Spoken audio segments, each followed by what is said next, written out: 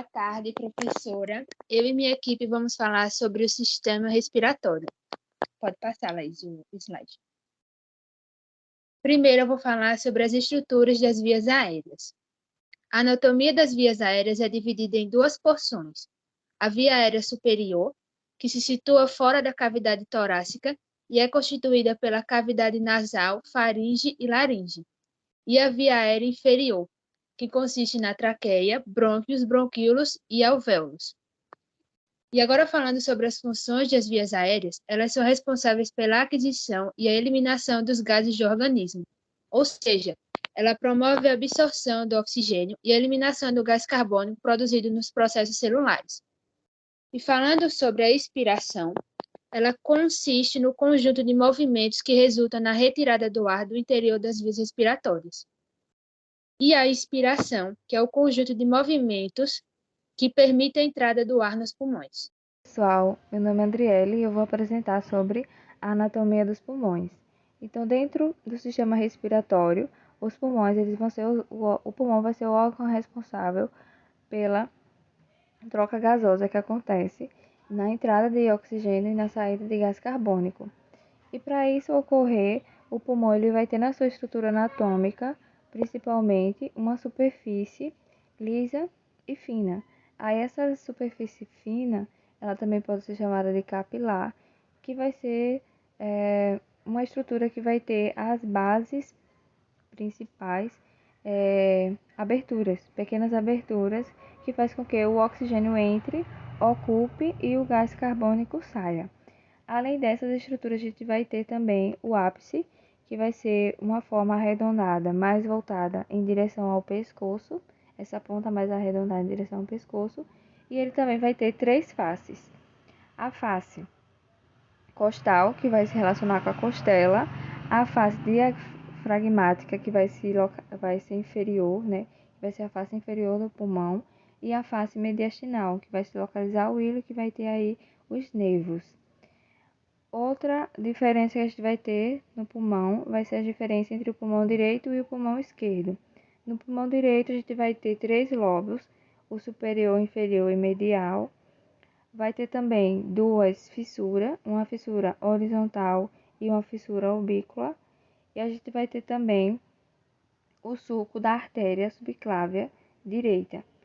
Também vamos ter, para diferenciar, o esquerdo, que vai ter a fissura oblíqua, a face costal, o lobo superior e o lobo inferior. Então, de diferença, a gente vai ter lobo superior e lobo inferior, apenas dois lobos no esquerdo e três lobos no direito. A gente também vai ter, para diferenciar, a língula do pulmão esquerdo e uma fissura cardíaca do pulmão esquerdo.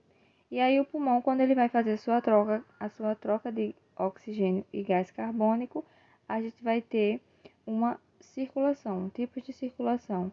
A circulação bronquial, em que a gente vai ter os bronquíolos, né, que vai ser constituído de ramos, de ramificações, terminais dos brônquios.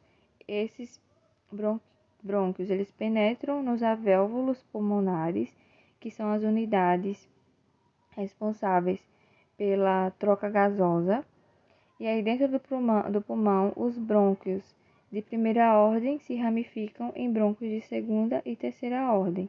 Das ramificações dos brônquios de terceira ordem surgem os branquíolos, minúsculos tubos de menos de 1 milímetro de diâmetro, cujas paredes são constituídas de fibras musculares lisas. E aí a função desses bronquíolos vai ser transportar o ar até os alvéolos pulmonares, onde ocorre a hematose, que vai ser essa troca gasosa que acontece. Se ramificam até mudar de estrutura e passarem a ser chamados de ductos alveolares, ductos longos que terminam nos alvéolos. Mas é bom ressaltar que o pulmão, ele tem uma grande elasticidade, que permite toda a mecânica respiratória. Na circulação pulmonar, as artérias pulmonares, as únicas do corpo que levam sangue venoso, transportam o sangue com gás carbônico do coração para os pulmões. Nos pulmões, o sangue é oxigenado e volta ao coração através das veias pulmonares. De lá, vão irrigar o resto do corpo. Então, Dentro dessa estrutura anatômica do pulmão, a gente vai ter o seu ápice, suas faces, seu lado direito e seu lado esquerdo, e também os dois tipos de circulação que faz com que entre e saia esse ar. Dando continuidade ao nosso assunto, vamos falar sobre o diafragma. O diafragma é um dos principais músculos da respiração. Quando a fibra muscular retrai, o diafragma fecha. Ele é um órgão localizado abaixo dos pulmões e acima da cintura. Ele faz parte do sistema respiratório. Eu sou Laís, eu vou apresentar a fisiologia respiratória. Os pulmões se movimentam dentro da caixa torácica. Esse movimento é chamado de ventilação pulmonar. A ventilação pulmonar é o ato de inspirar e expirar, ou seja, a entrada e saída de ar dos pulmões, que é chamado de ventilação pulmonar.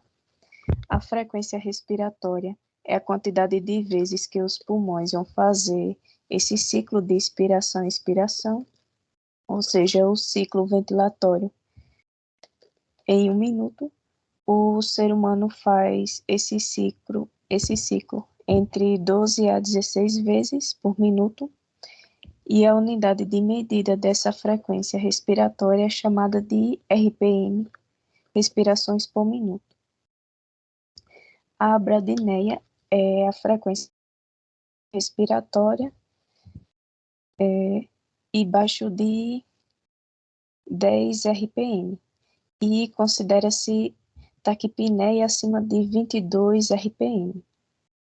Taquipneia é quando o indivíduo está com sua respiração acelerada, e a bradipneia é quando a frequência respiratória está diminuída ou intervalada.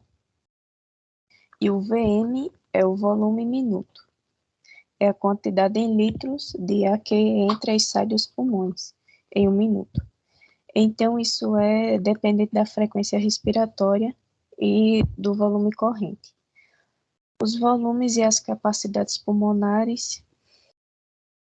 As capacidades pulmonares é usado principalmente para um exame espirometria, que é a prova de função pulmonar. Existem 4 volumes pulmonares, chamado volume corrente, o volume de reserva inspiratório e o volume de reserva expiratório e o volume residual.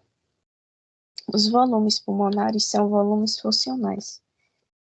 São volumes que nossos pulmões utilizam no dia a dia. Se uma pessoa estiver em uma condição normal, o seu pulmão está ventilando de uma forma, ou seja, bem de leve.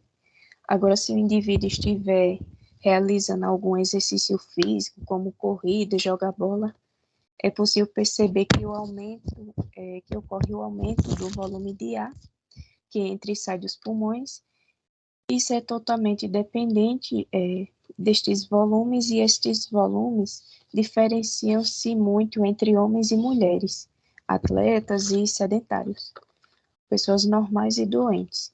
Portanto, utilizar os números de Guyton, que é o livro de Fisiologia Humana, o ar que entra e sai das condições normais é chamado de volume corrente, e ele compreende cerca de 500 ml.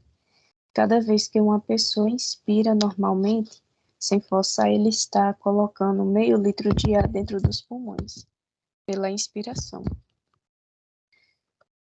e liberando meio litro de ar dos pulmões pela expiração. Em casos do indivíduo encher de ar os pulmões, até chegar no seu limite de expansão, os pulmões podem chegar no seu limite, porque possuem a capacidade física, chamada complacência, onde ele consegue expandir bastante antes de estourar. Sendo assim, ele não vai estourar, porque o encéfalo controla o limite da inspiração e da expiração. O volume de reserva inspiratório,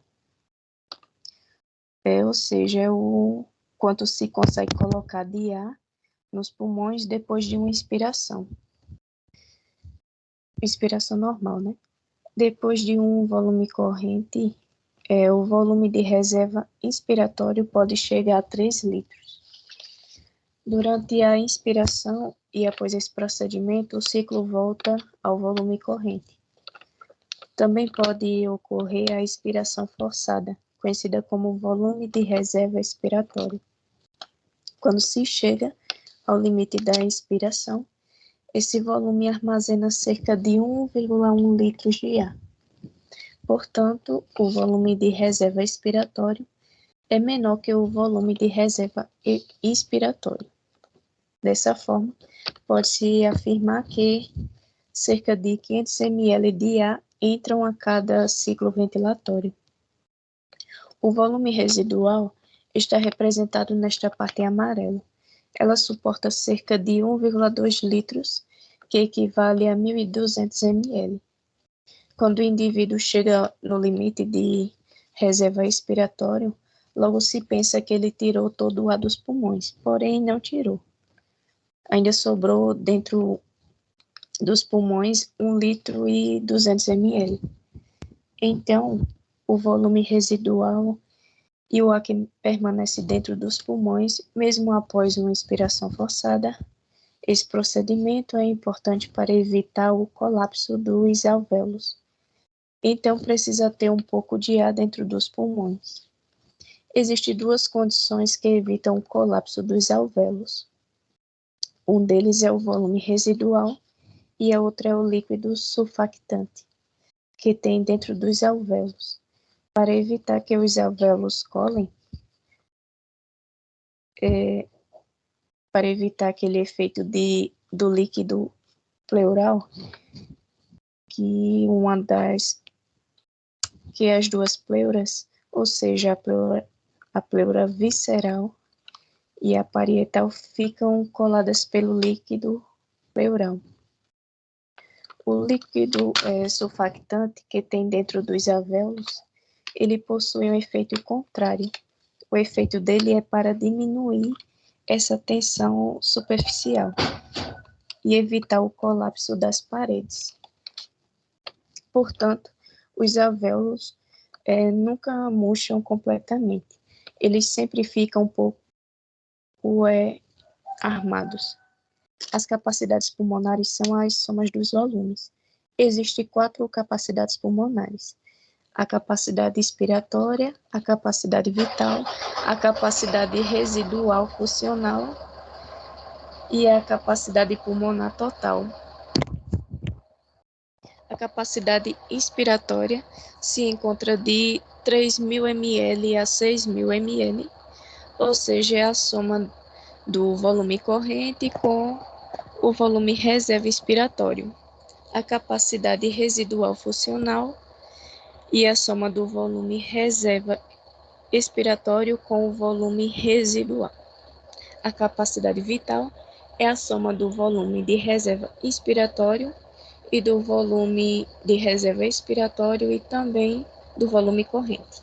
E a capacidade pulmonar total é a soma de todos os volumes que temos nesse gráfico, de 1.000 ml a 6.000 ml. Meu nome é Eduardo Ferreira Tenório. Hoje eu vou falar um pouco sobre o diafragma e os músculos intercostais. São 2 grupos de músculos que são importantes para a respiração. O diafragma é um músculo em forma de uma pequena cúpula que fica abaixo dos pulmões. Ele é separado do tórax e do abdômen. Quando se expira, o diafragma se contrai e se move para baixo, aumentando o espaço entre o tórax e permite que os pulmões se expandam, enchendo-se de ar. Quando você expira, o diafragma relaxa e retorna à sua posição original, empurrando o ar para fora dos pulmões. Os músculos intercostais são um grupo de músculos que ficam entre as costelas e ajudam a mover a costela durante a respiração. Existem 2 tipos de músculos intercostais: os músculos externos e o interno. Os músculos intercostais externos se contraem durante a respiração, levantando a costela e aumentando o espaço entre o tórax. Os músculos intercostais internos se contraem durante a expiração, abaixando a costela e empurrando o ar para fora do pulmão. Junto, o diafragma e os músculos intercostais trabalham para permitir a respiração. Quando você expira, o diafragma se contrai e os músculos intercostais externos se contraem para levantar a costela. E quando você expira, o diafragma relaxa e os músculos intercostais externos se contraem para abaixar a costela. E empurra o ar para fora dos pulmões. Apresentar o que aconteceu com o sistema respiratório em um afogamento. Uma criança, nos seus primeiros meses de vida, ao ser jogada em uma piscina, com 4 ou 3 meses, ela vai prender a respiração e não vai se afogar, porque isso é um instinto permitivo e um reflexo permitivo que o ser humano tem em aperrear. Essa aperrear é um esquício de um período de vida embrionário, porém, a partir dos 6 meses de vida, esse reflexo vai diminuindo, ou seja, ele vai sumindo. Então, ele cede aproximadamente nos primeiros 6 meses de vida. Após o nascimento da criança, então ela ainda consegue ficar embaixo da água, numa aperreia. Depois desse período de 6 meses, a criança começa a perder esse reflexo, ou seja, essa reação. E sendo assim, esse procedimento não vai mal funcionar. Portanto, qualquer afogamento que o ser humano tiver em alguma piscina, no rio ou no mar, pode ser fatal, assim como aconteceu com o autor brasileiro Domingos. Para uma pessoa morrer afogada, ela precisa ingerir cerca de 150 a 200 ml de água no máximo. O corpo humano tem túbulos em um que leva o alimento para o estômago e o outro vai levar para os pulmões. O que leva o alimento ao estômago é chamado esôfago. Sendo assim, quando um indivíduo bebe água, ele vai ingeri-la e após isso vai engolir a água. Quando o indivíduo engole a água, existe uma. Então, a pessoa pode ficar naquela situação onde ela não reage porque ela teve primeiro uma parada respiratória e depois uma alteração cardíaca importante. Então, basicamente, ela não recebe o aporte de oxigênio necessário para o cérebro. Ela não responde os estímulos, portanto, isso aconteceu com Domingos Montanha. Uma coisa que acontece também quando a pessoa é afogada, os pulmões são as espécies de esponjas, ou seja, ela toda perfurada, porque nos pulmões tem os alvéolos, que são bolinhas de ar, e se pega um pulmão de um cadáver, coloca na água, ele vai bolear, porque ele é mais leve que o ar, pois ele contém ar dentro dele. Então, se o ser humano consegue boiar naturalmente, porque o indivíduo respira e tem o ar nos pulmões, quando uma pessoa inala água e vai a correr, a substituição desse ar que estava nos pulmões por água e a pessoa tem que afundar.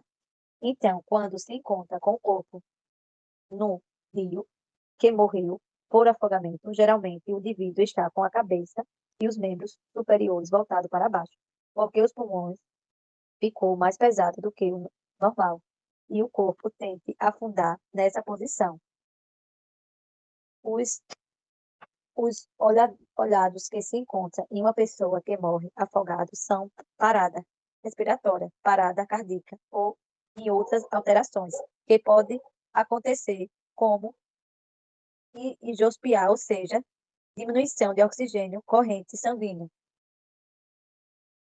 A válvula que vai testar a traqueia vai permitir que ar entre no estômago, esôfago, e segue no lugar certo, pois o esôfago é um lugar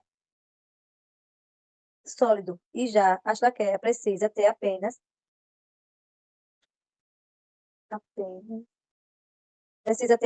ar. Caso ocorra de entrar algum objeto, será altamente irritante para as veias areias. Quando o ser humano se engasga com espinha de peixe, significa que foi para a traqueia. No afogamento acontece esse tipo de coisa aos veios do líquido e, para o estômago, ele percorre o caminho da traqueia, entrando nos pulmões. provocando afogamento quando o indivíduo se engasga com algo sólido, é chamado,